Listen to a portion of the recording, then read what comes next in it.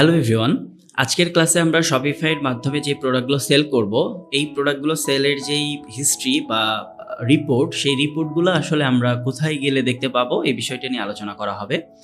তো এই কাজটি করার জন্য শপিফাইয়ের স্টোরে লগ ইন রেখেছি এবং এরপরে এসে যদি বাম পাশের মেনুতে খেয়াল রাখি, তাহলে দেখুন এখানে অ্যানালিটিক্স নামে একটি অপশনস দেওয়া আছে। সো অ্যানালিটিক্স এই অপশনসটিতে ক্লিক করলে এখানে আমরা বেশ কিছু অপশনস পাবো যে আমাদের এই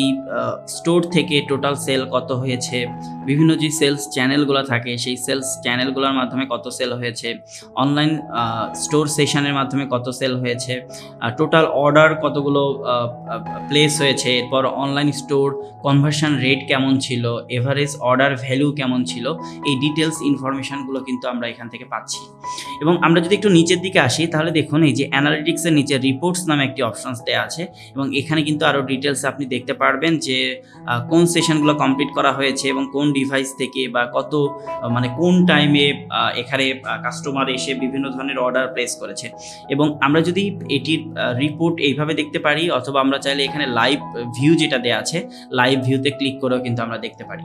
এবং আপনি যদি এখান থেকে এসে কোনো রিপোর্ট জেনারেট করতে চান, তাহলে ক্রিয়েট কাস্টম রিপোর্ট এখানে ক্লিক করে কিন্তু আপনি রিপোর্টটাকে জেনারেট করতে পারবেন।